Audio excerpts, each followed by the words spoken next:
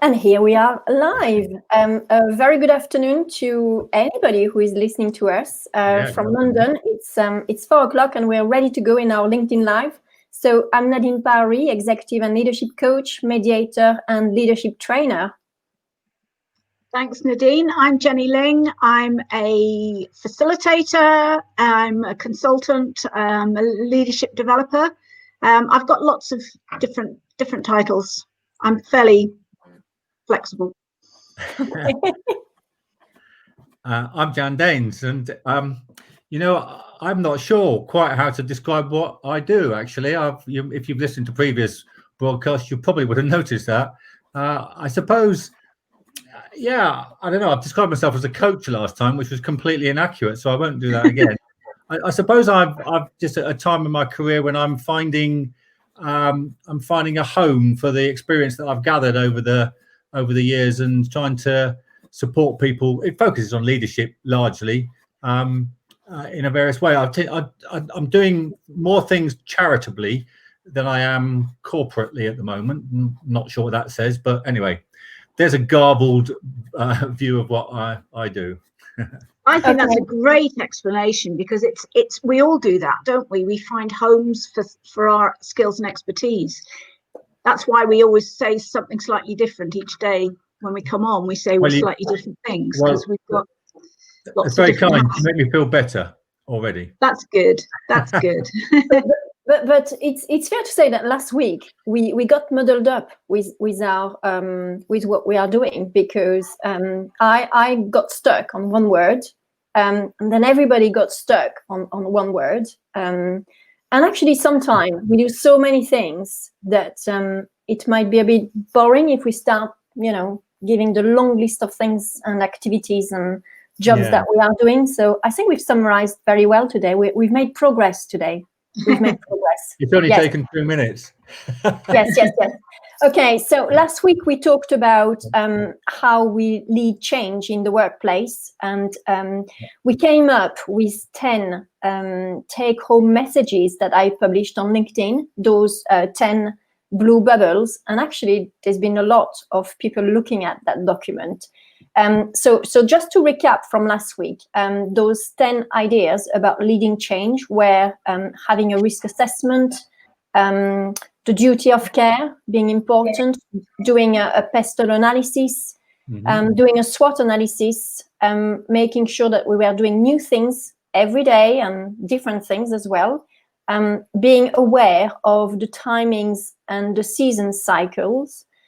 Of course, communication playing a key role, particularly the style, the messages and the channels of communication.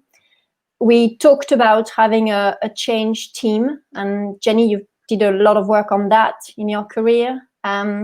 We talked about the importance of the relationship with people and making sure that we know who our people are when we work in an organization. And then we talked about giving people a voice. So this week we're going to be looking at implementing and sustaining change, because actually I say a lot of when I'm talking, because actually it's easy to. I mean, one could argue that it's easy to do a change plan, a change strategic plan is easy to write, but it's less easy to implement and even less easy to sustain. So we thought we would have a conversation around implementation and sustaining the change. Now, Jenny, you said I want to come in first when we. Yep. Okay, go. Yeah. It's a really interesting topic, and as Nadine said, I have done quite a lot of change management in my career. In fact, I was a change management consultant at one stage. And when we decided this week to look at sustaining change, I looked back through all my notes, through my presentations, and I did not deliver a single session on sustaining it. Oh. So I then looked at my sort of the books that I've been researching from, and there were no chapters. I mean, I'm not saying that I never covered it, but it wasn't discrete. And there are the two books that I work from primarily, there were no discrete chapters on sustaining change. So I thought that in itself is an indication why perhaps people aren't putting that need to sustain it at the front rather than when you get to the end. So I've been looking at various models of how to sustain change, because my instinct would tell me that the best way to sustain change is to start with the end in mind, and to just do everything that you would do that we've talked about, but do it really well. Because if you do it really well and you do all the right things, then it'll happen. But actually, I think that's a bit of a superficial view of it. And I think that what I've been unpicking is the models of sustainable change and what makes sustainable change effective, what works best. And I think that there are some pointers that we can use to drive it forward. And what I'd quite like to do as we go through today is maybe give you the hooks, so that when we're discussing things, I've got the letters of sustain, and I've got something that comes alongside each sustain, each letter. And I'd like to kind of put those hooks around what we discuss. Yeah. So if I can start with... Should we guess what they are? No, I was joking. I was joking. That's not... I was going to be much kinder than that, because I was just going to let the conversation flow, but then put the hook on it. Oh, okay. Is that okay? Very good. Okay. Yeah, Go. Okay, and the first thing I thought about in terms of the sustain is actually support from the top. So can I throw that open in saying to you that I think that one of the key ingredients is about support from the top in its broadest sense. So I would say in terms of modeling, in terms of communication, in terms of actually deploying resources towards it, in terms of appointing the change team, so that whatever happens within the organisation, whatever the top is perceived as being, that support needs to be there. So that's my starter for 10. Yeah, I would agree actually with that, Jenny, because last week we looked at McKinsey's research, and we know that 70% of change programs are failing, and 33% of that is due to management's behavior not supporting that change. So we know that it's got to stop. It's got to start at the top, I would say. So I would agree with you. I mean, why am I hesitating? I'm not sure what to add, actually. I would just say that once the top team has decided about the change, so once the plan has been signed off, then they actually need to model what that plan looks like in reality, and everything that is on the plan needs to be happening. It's not a question of the top team changing their mind, for example. So no, definitely not. No. It's about making sure that everybody knows who does what. It's about making sure that there is commitment, 100% commitment and ownership from that plan to then start the implementation, which will lead to sustainability. So clear accountability. Yes, it starts at the top, but it's not only driven by the top, it's actually driven by everybody is involved. Yeah. Do you think that should be a formalized process? So what you're saying is that the strategic leaders at the top are making these decisions and deciding what the change should be. Do you think that it would be more sustainable if you brought in a cross-section of the workforce or the stakeholders at the beginning? I actually think that for some, it depends on the nature of the change. And for some changes, yes, for example, if it is about using artificial intelligence in the organization or more digital technology, I think yes, by all means. But when it is about restructure program, for example, or what we call transformation program, I think it's sometimes not possible to involve everybody because of procedures. I don't mean everybody. I mean, I'm going back to what I was saying last week about the change team. and about top-driven change rather than sort of corporate change. And from my experience, if people are involved as early as is practicable, I mean, at some stage you're going to have a top team that's going to make a decision that we're going to do something, but maybe what is that something going to look like? And if it is something like a restructuring, then representatives from different aspects can give a much clearer picture about what's actually happening. And with that commitment that you were talking about, 100% commitment, they're the change agents through their own levels. So it's not seen necessarily as top down because everybody has a stake in it. Yeah. Jan, do you want to say something? Because I've already spoken. Well, I feel I ought to as I'm sitting here. Don't feel under any pressure. No, I'm not under pressure at all. I'm very much enjoying your conversation. I was going to take us back. So this will pick up the point, but I was just going to take us back. So you mentioned McKinsey, Nadine, and of course Kotter. The bits that really relate to sustaining are the last two bits. What a surprise! Consolidation and embedding. Yeah. But then to pick up the conversation, so I've got something to say about that, but it doesn't have to be next. But to pick up what you were just sort of saying with regard to involving the second, I think it's the second, isn't it, of Kotter, is forming a coalition. I think isn't the phrase guiding coalition? Yes. Yeah.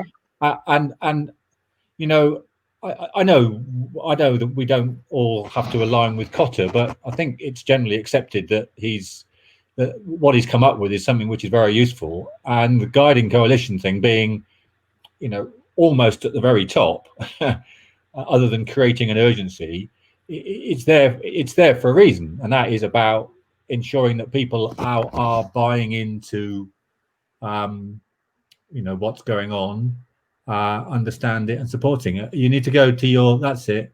Yeah. You need to lift it up, Jenny. Up a bit, Jenny. Up.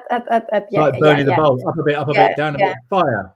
Yeah, exactly. And so, to me, that it's kind of, I know the times that I've implemented and identified, implemented and sustained a change most successfully have been when I have remembered to follow the model, follow the steps of the model, because it's ever so easy in the hurly-burly goings on and all that stuff that you forget.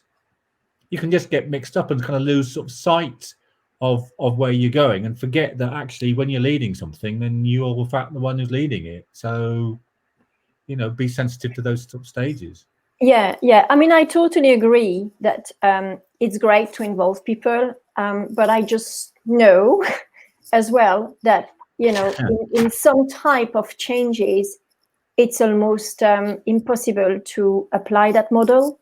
And the type of changes are quite critical to decide how to go about those change teams.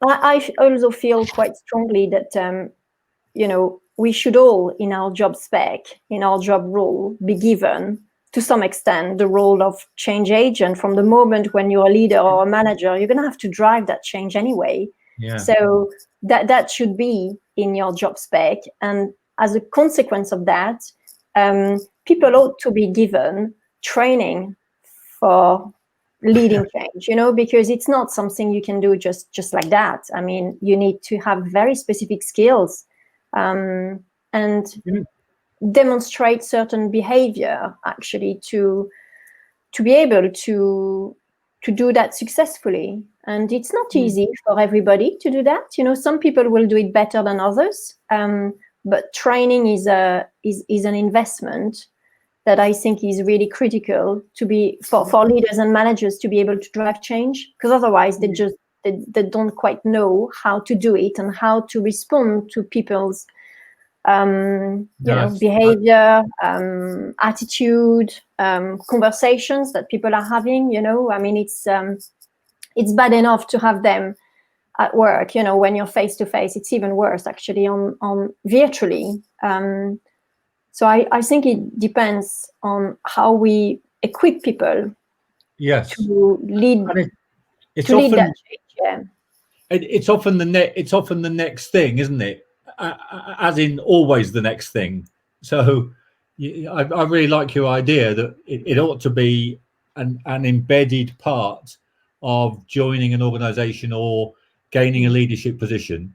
But well, in my experience, it hardly ever is. It's always the next thing. It's all, and that next thing doesn't ever come about because something's got in the way. The kind of the job has got in the way, hasn't it? Yeah.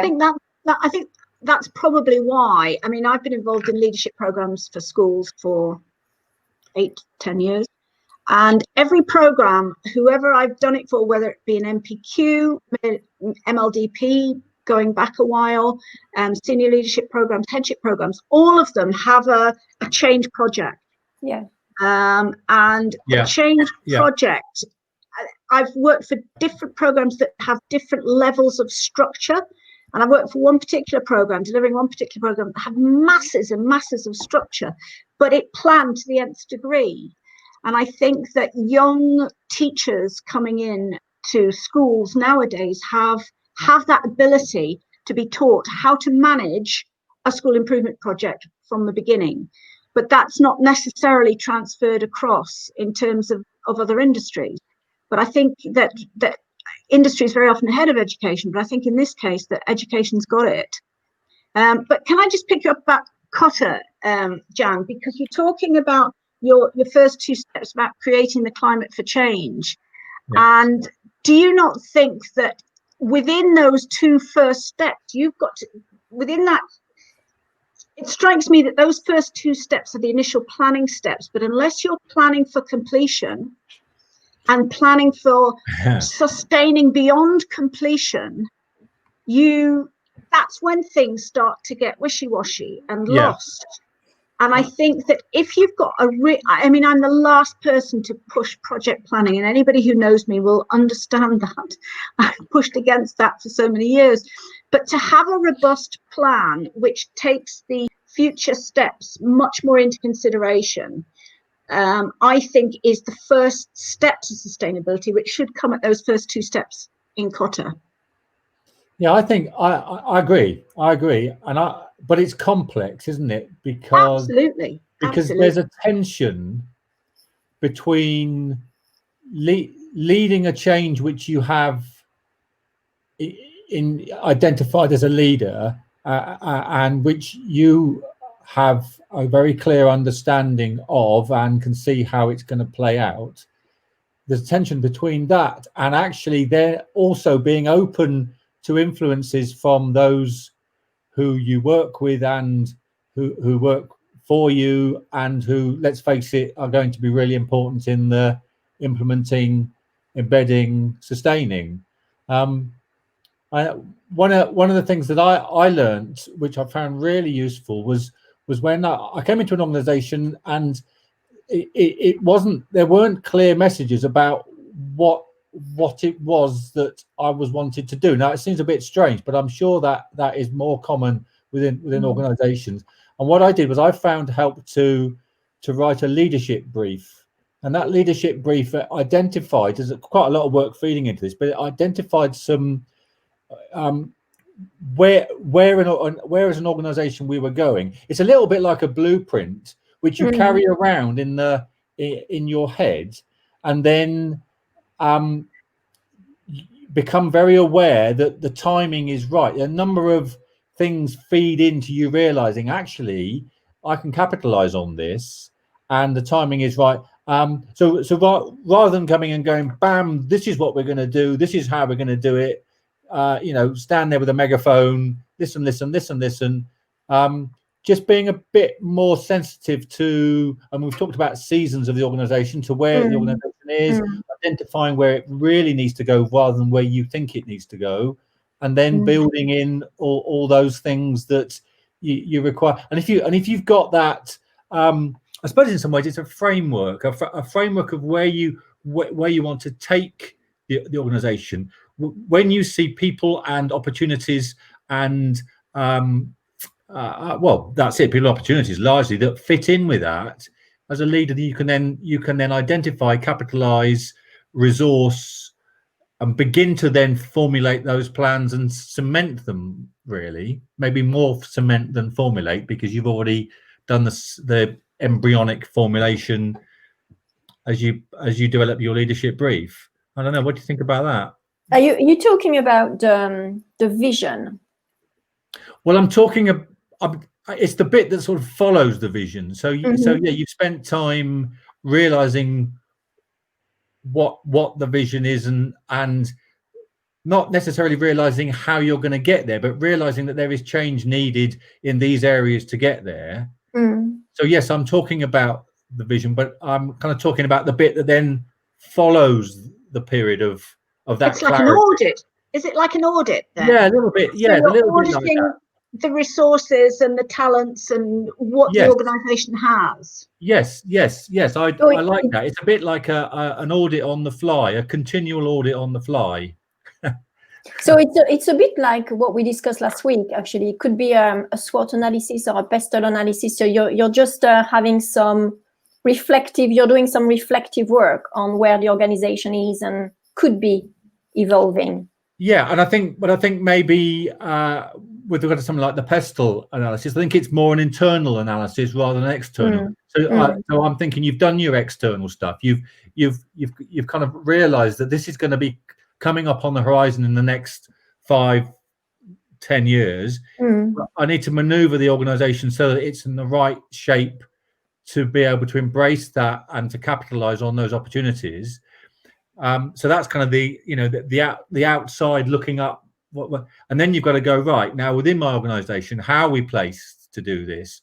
Where are the key people? Where are the blockages? I used to talk about stones in a river, big solid stones that were preventing the flow. We need to move that. We've all had a few of them. yeah, it might be a person, might be a process. But I don't think that I don't think an organization should be. I think an organization needs to look at the resources and the kind of capabilities that it has. Yeah.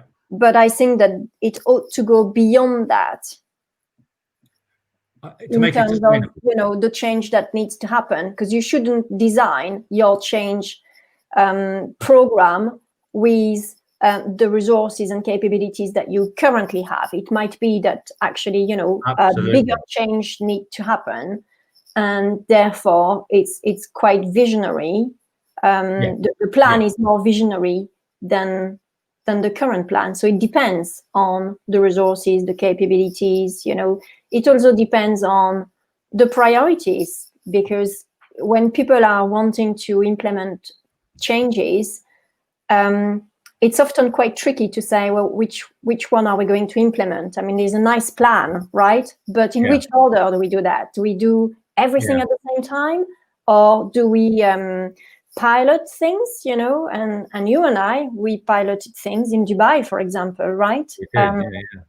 So do you pilot, do you scale a project so that you test it and see how it's going to react and respond to the plan that was originally devised? I think that's really important to sometimes be quite cautious as well about when we want to implement, because the danger at the moment that I am seeing with some of my clients is the speed. Everything is going quite quick at the moment because there's a lot of reactive kind of behavior, and it's bombarded from everywhere. People are being asked to do many things at the same time, and we don't always know why, and we don't always know if actually those at the same time are all going to work together, like the dynamic of those sub plans. I think it's about managing the way for a lot of organizations at the moment. It's about managing the way out of lockdown and the way out of social distancing and all those things, because as you say, Nadine, people have had to make decisions on a sixpence. And they may not necessarily be the right sustainable ones and gone through all the process. So it's not too late now to start doing what Jan was saying in terms of auditing where they are and where they need to go. And I think that you were talking about bombarding with change, because change, you know, in the literature they talk about change as if it's one thing that happens at one time, and you know, everybody buys into it. But we all know the complexity of organizations. You've got literally hundreds of things. And when I used to work, I used to use the TDA, the training development agency tools, change management tools. And one of the really effective ones I came across was a prioritization matrix, which basically you would score all the changes as what impact is that having within the organization or without the organization, and how easy is it to achieve. And so you have your grid, and then you plot things on the grid. And basically, if they're too hard and have little impact, really you don't prioritize those. So you end up with the ones that are really worth following through in the top right hand corner, which are easy to do and have greatest impact. And I think that certainly in schools, I used to find that you've got so many things that, well, is that going to actually impact on outcomes for pupils? And if it didn't, then forget it. So, I mean, I had to stand up against authorities in saying that, but I think you've got to take a stand, haven't you, really? It's a really neat, ever so easy trick to do. So at that point, I one of the things that I wanted to say was about alignment, and I think it fits really nicely with what you've just been saying. But when you one of the things about sustaining rather than implementing a change is to then ensure that across the organization there is an alignment, because a misalignment is destructive. Misalignments are destructive and undermine what you're seeking to do, whatever sort of level. And that just sort of came to mind there. So you were describing through that matrix the identification of areas that effectively are quick wins. Yes. Yeah, things which are going to have an impact that are relatively easier to bring about. The thing that I would then add to that, and all of these things leaders carrying in their head all the time. I mean, this is why, you know, it's really complex. But the other need is to ensure that the change is those quick wins, or in fact any part of the change that you identify and pursue is aligned ultimately with the bigger. This comes back to the sort of blueprint, the leadership brief that I was talking about. Because if you pick something that is completely misaligned, then you know it might bring you a quick fix, but you're gonna have to deconstruct it, or close it down in order to really get to where you want to. So part of that identification of the priorities is to ensure that they are aligned. I think alignment is really important with regard to change. Yeah. And the question is, how do you do that? How do you do that? Absolutely. How do you do the alignment in an organization where you've got 20,000 people working there? I mean, to some extent, one could argue it's a little bit more easy when you do it. We used to be head teachers, right? It's a little bit more easy when you do it with in a smaller size organization. Yeah, with 200. A huge organization. So, number of employees and the organizational chart is probably going to play a huge role in the strategy of how do you align people. And one could argue that communication is key. Yeah, okay, so the comms number one. But for me, it's not only about the comms team, it's about everybody should be talking the same language. So how do you get everybody to talk the same language? Well, first, they have to accept it, isn't it? I mean, to align people, you have to win them over. They have to see what's in it for me. So they have to accept that. So how do you do that, right? Because you're going to have to face a lot of resistance depending on the change you want to make. Yes. And communication takes time. What are the channels of communication that you're going to be using? Because at the moment, people have 200, 300 emails a day. So if you don't open that, yes, it's. So I'm very interested in the alignment, because I absolutely agree that this is key, but it's the how.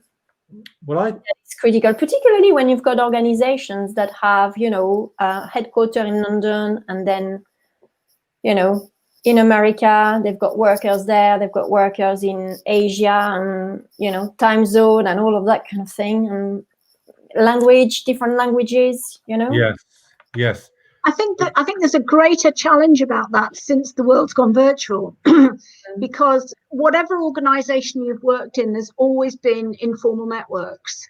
And I think informal networks are a very powerful mover for change, because it's the sort of soft skill side of an organization, isn't it? When there's the water cooler conversations, or whatever they're called. And I think that with us all being virtual, we're much more to the point. You've got a Zoom meeting at 4:00, and that Zoom meeting will finish at 5, and there's not the same amount of time for that informal communication. So I think that communication now is much, much harder. I think you've got to be much smarter with it. And I think you've got, going back to Jan's point, it's all got to be aligned with the vision. And I think that if the vision is clear enough, and bought into by the organization, that makes it much, much easier for it all to be aligned. So your vision, or your vision statement, or your mission statement, or whatever you want to call it, has to be really clear, and one that appeals across the organization. There's no point having it some highfalutin, we want to do X by Y and do it this way and that way. It's got to be a really snappy thing. And I think that's a strong argument for vision setting with, again, I will talk about a team within the organization, because I'm a great believer in representative teams driving change and improvement. But I agree with you, Jenny, about the vision. But right now, I think people are tested on communication. Absolutely. All organizations have had to review their vision of what their plans are for the next 2 to 5 years. Yeah. And some have navigated that very well, actually, because they are very agile. And we have measured agility in one of the work that we did in the Middle East. So we know that can happen. But actually, it's more about how people are communicating at the moment. It's about the channels of communication, and it's about the messages. How many messages can you send to people every day? When people have back-to-back, those leaders and managers, they have back-to-back meetings, and sometimes actually meetings are overrunning. It's not because it's online that meetings are finishing on time necessarily. They are overrunning, which is making it quite difficult for people, because people are having to switch very quickly. Before you walked in the corridor, you go to your meeting. So that's kind of your bridge, right? You just refresh for a few seconds. But now there's none of that. So people are moving from one virtual room to another, and meetings are running late because there's lots of things to discuss. And people don't have time to switch off at all. So the amount of information that they have to process is huge. So when change, when it come into that, and no matter from whom it's coming, it's quite actually quite a challenge to process that information. I think there's some important subtleties here, and I think the thing with subtleties is that they're often underestimated because they're subtle and not sledgehammer. I'm talking about communication here, and one of the subtleties that I think is about the careful use of language. I don't mean Arabic, English, French, German, that sort of language. The careful use of words and terms. Yes. Now, educationalists will understand VAC, visual, auditory, and kinesthetic, in terms of a way of learning. And when we watch a lesson, we quite often look to identify those components within a lesson, which are understood to be ways that people who are learning will be able to interact better. So people often feel that they're better visual learners. Some people feel they're better auditory, and the kinesthetic means they need to be doing something, or it needs to tap into some other thing. And I think that there's a subtlety of use of language. So if we're trying to influence people with regard to change, saying things like, so for example, just off the top of my head, did you see what you did then? Did you see how that really helped? There's a visual link. Or you could say, have you heard what people are saying about that change you're making? That's tapping into an auditory thing. And for subtlety with regard to kinesthetic, you could talk about how people are feeling. You could say something like, can you imagine how so-and-so is feeling about that change that you're proposing? And that subtle use of those words connected with seeing, hearing, and doing, I think what that does is enable people to feel that it means something to them. What you're saying means something to them, and therefore they're feel immediately, well, maybe not immediately, but are more likely to align and listen, accept. And let's face it, it comes down to learning, really. A change you make, you want people to learn.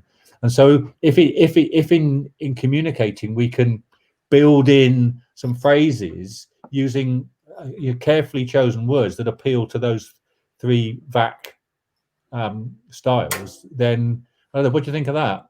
I think there's a bit more to it than that, because it's also about the actual method that you're using. So I agree with what you're saying about using the language.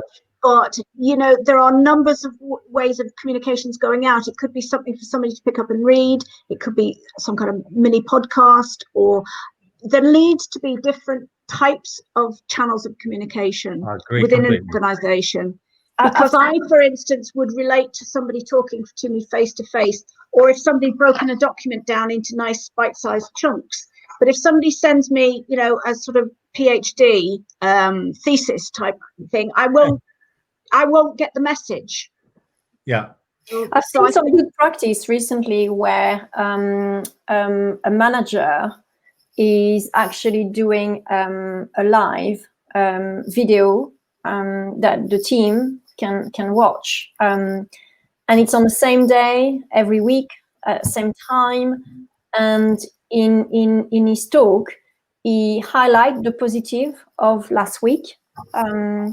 And he mentioned what's going to happen this week, and always refers and always put back in the context of the plan, the change, the forever changing plan, actually. And it's very nicely done. He's very calm when he speaks, and he's had to have training for that, because he's not been used to speaking in front of a little green dot as we are talking now. But that's an example of good practice to keep change going, and to keep people going as well, by celebrating what's going very well, actually. Yeah, I agree completely. Jeremy has said something. Jan, you're picking up on the comment. Oh, yeah, sorry, that's supposed to be me. I do apologize, Jeremy. Jeremy is in the Middle East. Jeremy is in Dubai. Yes, so Jeremy's saying, if Jeremy is saying, if HR isn't right, you can't retain the folks that you want to, because you're at such a consistent disadvantage from a hiring perspective. It's hard to build a model built on ownership.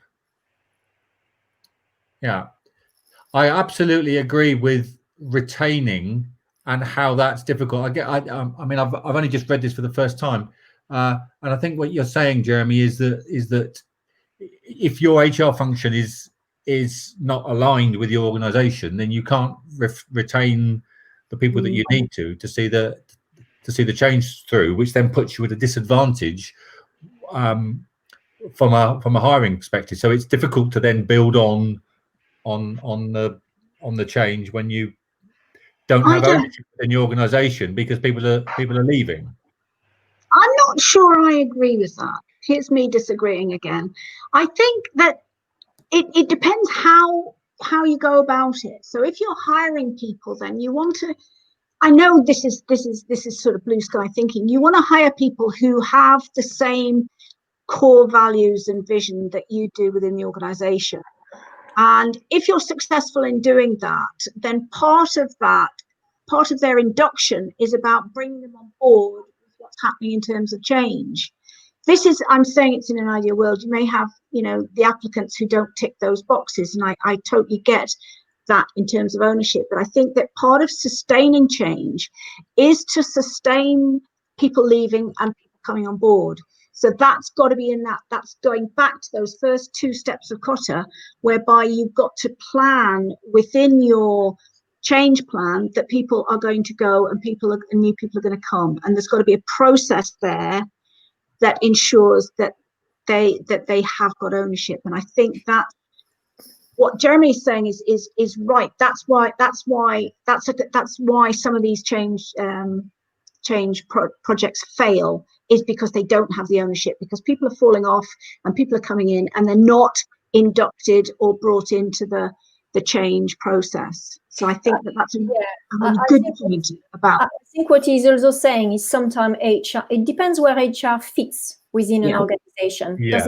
And I think that's what Jeremy is saying. So Jeremy, if you're still listening to us, can you tell us whether we're right or wrong? Because if HR is at the core of the organization, then actually they'll be able to talk to the right people, and the right decision to retain or to advertise for some posts will be the right decisions.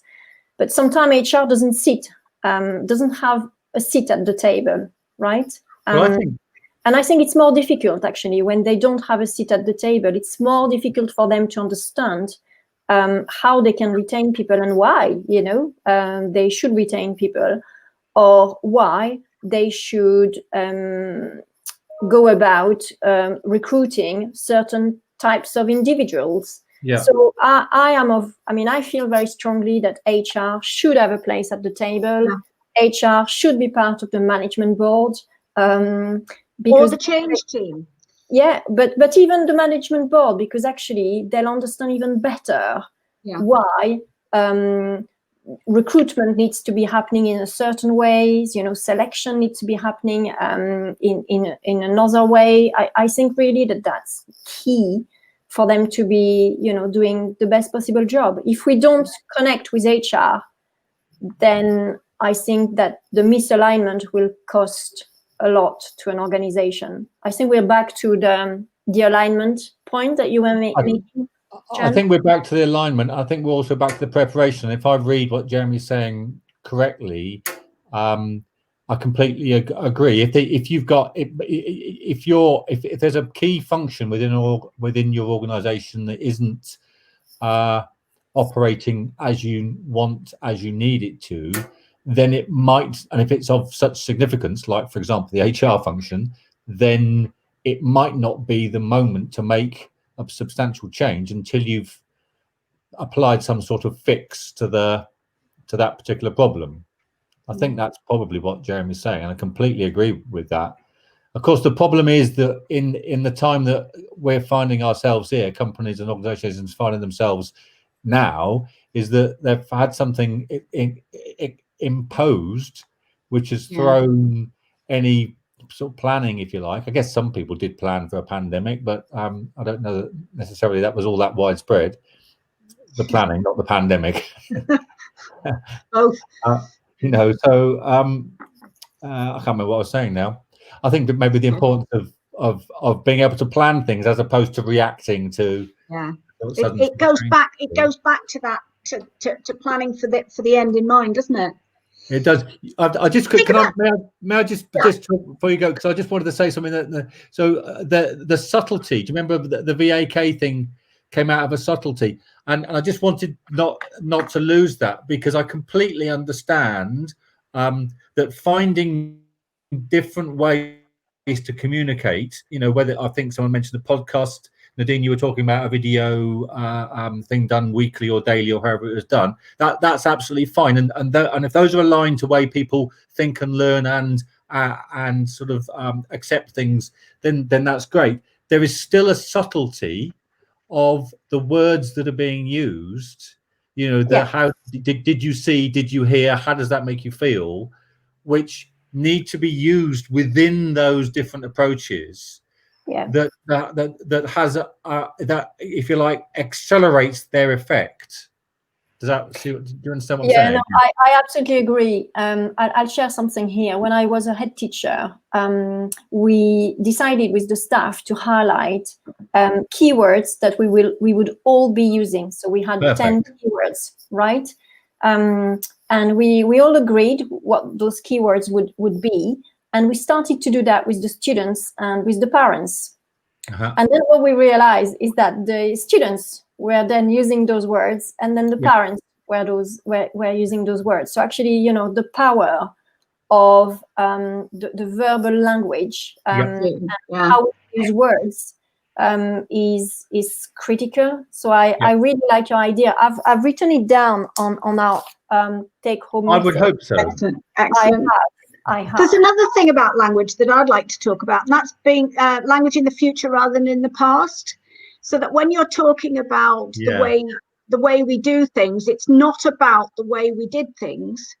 It's about the way we will be doing things, or the way that we're doing things now and will be doing so in the future. So it's a futures language, not a past language. Yeah. And just little things like that, like building that within Nadine's idea and within yours, Jan, about the VAC stuff. If all these little tricks and language being such a powerful, the communication being so important, the language that you're using, and if you get it right and you're using all these little tricks, then people start to think differently, and there's a bit of a paradigm shift because they start to see things differently. And it's going back to what we were talking about weeks ago, about well-being and about flipping the negatives to the positives, and how important it was to have that positive tag on all your messages. So I think all three of those things all fit together about the language of communication. There is one thing we've not talked about is, so we're talking about implementing change, but we've not talked about how do we know that actually change is effective and is working and it's having the impact that we want it to have. So I think the idea of tracking change, like how do you measure the change? I mean, I find that fascinating, right? How do you measure that change? How do you know that it's actually working and making a difference in the right direction for an organization? So how do you track it? I know that in some organizations there are conversations, more frequent conversation than the old performance management, like once a year you meet up, and now it's kind of ongoing, right? Ongoing conversation, so that people can track that change constantly. And it's not about being obsessed with it. It's just conversations that are enabling people to perhaps respond quicker, support people better, amend, tweak, do it at the moment, not like 6 months after. But there needs to be that review process built in all the way through, doesn't it? Because it's not about evaluating everything once it's all happened. It's this review, evaluate spiral that needs to be the stick of rock running through it, because each change has mini changes within it, and each mini change you need to be able to have some process whereby you're saying, does that work? Could we make it better? So I think it's a terrible thing to evaluate at the end if you've done no review. Absolutely. And it needs to be. Cotter doesn't really. I don't think he really covers that much, which I think is perhaps a missing step there, or a missing carpet going up the steps about constant review. Because he says at the end, don't let up and make it stick. But it's not, the make it stick is what we're talking about now, really, isn't it? Is about how do you, A, know that it's worked, and B, make sure that becomes embedded in the organisation. It's easy. It's much easier to change than it is to sustain it. I think there's a neat little trick here that works really well, which is about the idea that you choose some milestone, you build in some milestones along your change journey, and then you can celebrate when you've got there. Yeah. Now, so that's a double thing, because with careful choice, your milestone is also your monitoring and evaluating point. Can be, yeah. I don't mean point. Well, I do mean point in time, but I really mean point in terms of focus. Yeah. So, you know, there are a number of stories, aren't there, of people who lost sight of where they're going and forgot, you know, couldn't actually tell when they got there. Because I mean, do you, for example, know the story of the guy who built the Taj Mahal? Do you know about the Taj Mahal? Because the Taj Mahal, the Taj Mahal was designed as a mausoleum, a monument to a particular guy's wife, and it got to such a point that the people who were building it found this box in the middle of this thing that they were building, this remarkable building. I thought, what's this doing here? Chucked it away, and it was actually, if I've understood this right, was this guy's wife in her tomb, and because I completely lost sight of what the whole point of the building was. Now, it's a bit of a dramatic story, and I hope that's true. Now, having told it live, but I think it is. You know, I mean, but I mean, it really illustrates, doesn't it? If we're not clear about what it is we're going and how it fits into, you know, the steps along the way, then we can end up making a massive thing, and then we just don't know when we've got there. Yeah. So I have written down the review milestones. I think this is really good because we're back to our time, and I've written down the tracking, probably the KPIs. You know.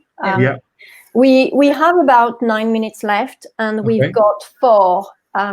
So I've filled them in, and we've got 4 left. So if I just summarize, in terms of take-home message for today, we've got support from the top. We've got prioritization, so the matrix, alignment within the organization, the language use, and that includes the language of the future, review with the milestone, tracking with the KPIs. Anything else to help? Training. I think investment in training, and this is part of the baseline. I was talking to somebody today who was saying that he didn't feel that he had achieved enough. He's 26, and he didn't feel that he'd achieved enough, and he felt he should be moving on. And I just explained to him that, you know, it's really important to build this really solid baseline. I said, think of it like a pyramid. You know, if you don't build your solid baseline, you're going to wobble. I said, if you turn it around the other way and you get up there too quick and you haven't got a solid baseline, your pyramid will fall. And I think that for change to be effective, your solid baseline is built on the skills, the expertise of the staff who you train to incorporate change within their everyday role. So I think that build a solid baseline through training and development would be.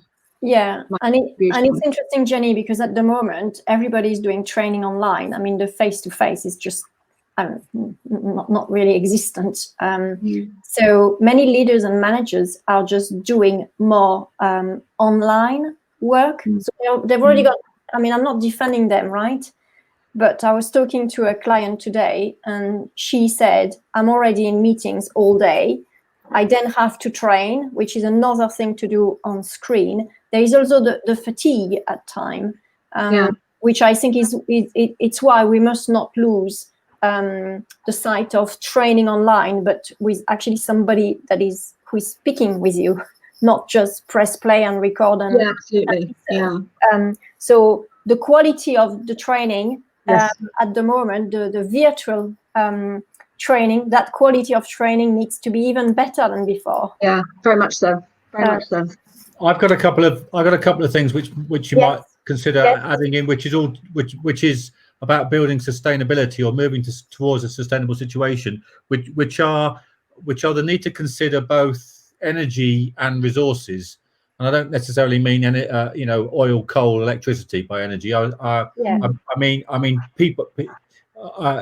people's energy and resilience and ability, to not just see it through, but then to operate it if you build a change which is dependent and is just impossible from an energy perspective to sustain, you may as well not bother. And of course, if it's using other resources which are just not sustainable, then so some assessment of the impact, I think, of in terms of energy and resources is probably a wise thing to do. Well, it is a wise thing to do. Okay. Jenny's thinking there. Did I have my thinking face on? You had your thinking head on. No, I've probably lost it now. What were you thinking? Just tell me what you've just said, John. I've said something about assessing energy and resources before you embark, or certainly as you embark on. So what's it going to look like? Okay. From an energy and resources point of view at the end. Yeah. So energy, by energy you mean the fatigue, people's fatigue, people morale, the morale. All of that, absolutely, all of that, the tangible and intangible sides of energy. Yeah. What I was going to say, I've remembered now, was to build in. I'm going on about these plans. Anybody think that's project manager, but it's about building those ideas in at the beginning, so that you know that it's going to take a toll on people's resources. You know it's going to affect their well-being or whatever. I mean, I can remember when I first got my head checked, the amount of change we had to do was just mind-blowing. And yet I had to bring everybody along with me. And it was simply beyond some people to be able to grasp that. So I think that to get that built in from the very beginning, so those first 2 steps, creating a climate for change, has got to have in it that recognition of negating the negative impact. Can you negate a negative impact? Yeah, I think you can. Of enabling the impact to have a less negative. You can promote a positive. Sorry, impact, I'm getting tongue-tied now. What you're saying. I understand what you're saying. Oh, that's good. So that's okay. So I've obviously got my point across in a really good way. You have, yeah. Thank you. But I think we can be seduced by I think there's an energy in making change. I know it can be a destructive thing, but there can be a positive energy in making change, and I think that can be seductive and dangerous, because the process of change isn't what you're going to live with once the change is implemented, and to sustain it, there's a different type of energy involved. That's flawed, hasn't it? No, it hasn't. No, of course not. It's really interesting. Yeah. The other thing I'd like to pick up what you've just said about the energy and about people. Some people thrive on change. I love change. Yeah, me too. And if it's under my control, I find it really quite exciting. Yeah. My daughter, who is on the autistic spectrum, can't cope with change. And there are many neurotypical people who really struggle with change. And I think that being aware of the sort of the range of people that you have within your organization, and it's how important it is to realize that some people simply cognitively can't with change. Yes. And I think it goes back, Jenny, to what we were saying last week. Know the people who works in your organization. Yes, know your people. Absolutely. Absolutely. Or be very skilled in negotiating around it and getting the outcome that you want at the end of it. Well, you still know them. It's an inescapable reality. Yeah, absolutely. Yeah. But I think it's about empathy as well, isn't it? Because it's very difficult.